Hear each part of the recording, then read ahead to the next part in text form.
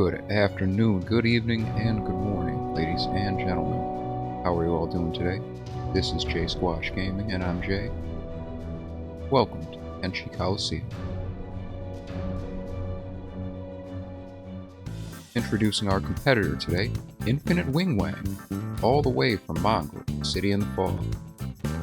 Thief has told us of a strange warrior we met there, piquing the Colosseum Lord's interest and prompting them to offer an invitation to come fight for us, which he accepted after a small dispute on his pay.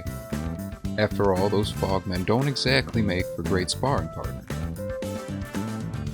As it turns out, the chance at a good fight is rather alluring, and our crew of fighters is quickly outgrowing their small barracks in the base. Wingwang enters the ring to face his first opponent, Black Dragon Genny. The two nearly matched in skills. We'll have to see who comes out on top.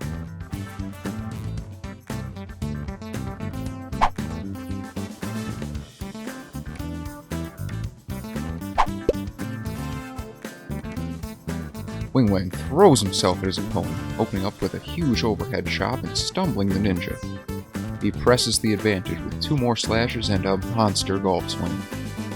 The ninja dodges out and a big kick connects, followed by two ineffective swings right before Wingwang lays right back into him with a flurry of blows. Our competitors are trading blows now, blocking and dodging shots left and right. Few are connecting, but the fight's beginning to open up a little bit.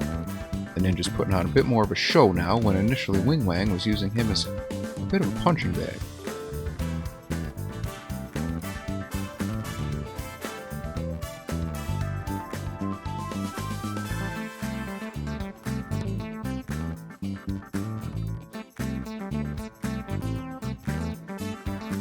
Wingwang is definitely in better shape out of the two right now. The ninja's left arm is looking pretty rough, and one more hit's going to disable it. Wingwang lands another crushing blow, forcing his opponent to his knees, but our fighter shows no mercy and presses the advantage.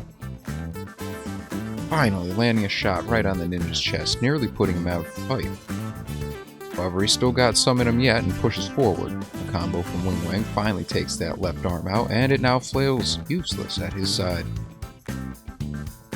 absolutely refusing to go down, and Wingwang can't seem to land the finishing blow. Two fighters are dancing around each other, exhausted, swinging wildly. The ninja almost returns the favor with two cracks to Wingwang's left arm, laying into him in a last-ditch effort, but it's no good. Wingwang takes him down with a final slash to the stomach. Round 1 goes to Infinite Wingwang and the Colosseum. Round 2 presents with two opponents for our challenger, a pair of Dust Bandits, one Greenlander, and one Shek. The Shek threatens to hammer Wingwang into jerky, which begs the question, will he be hammered down into a pile of pre-existing jerky? Or does the bandit know of a way to make Wingwang into jerky with the use of a hammer? Now, initially, Wingwang lands a couple of good hits on his opponents, but they quickly start to overwhelm him with their numbers.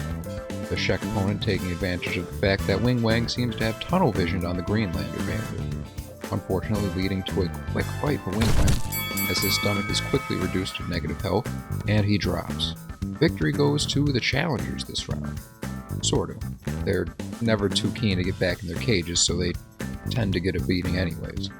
Prison Dr. Paul jumps in and starts taking care of the Shek bandit, while Big Joe moves out to help Wingwang. Paul's still fighting with the Shek though. He's put up a bit more of a fight than anticipated, with our Peacekeeper seeming to struggle to land any hits on the bandit. Luckily, Big Joe is on the way to lend a hand, otherwise, Paul might have had to unleash his true strength on the poor guy. And that would have been a little unsporting, as he would say. The two unload on the bandit, a windmill of steel that shouldn't have any issue subduing their opponent. Wingwang's become quite popular after arriving at the Colosseum, even attracting a small following of underlings, who have dubbed themselves the Finite Wang gang. Unfortunate, I know. I tried talking them out of it, but they were pretty stuck on it. You've got to admit, though, they've got style. And they don't take kindly to their boss getting beat up on. They're here to teach those bandits a real lesson. Infinite Wingwang and the Finite Wang gang enter the Colosseum for round 3, a rematch against two bandits from last round. The gang splits up and each group takes one bandit. Wingwang's the first to take a hit, but Franco jumps in to distract the bandit while he recovers. In the meantime, Steve and Dave are laying a beat down on the Shek fighter. The Wang Gang's a well-oiled machine. As soon as one light strike lands, another is on the way, covering each other when one loses their footing.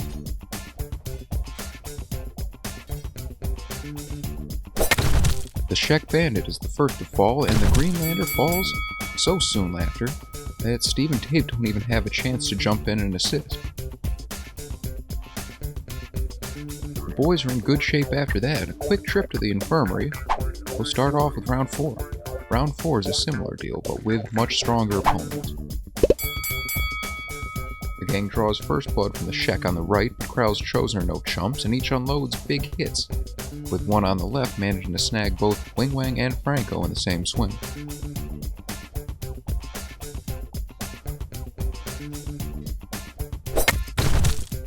And Steve is actually the first fighter to drop, leaving Dave to handle their opponent single-handedly for now, but Franco and Wingwang have finished off their own opponent and are on their way to assist. The gang, -1, has the Shek fighter surrounded, and they're slowly pecking away at him. He needs to make some breathing room, which he creates for himself in the form of not 1, not 2, but 3 massive swings, each making contact. Unfortunately, it's not enough to clutch the win for him, and round 4 goes to Infinite Wingwang and the Finite Wang gang. And that's all the fights I've got for you folks. I hope you've all enjoyed it. If you've got any ideas you want to see for future fights, let me know in the comments below. Like and subscribe if you want to see more. And as always, thank you for watching, and I'll see you next time.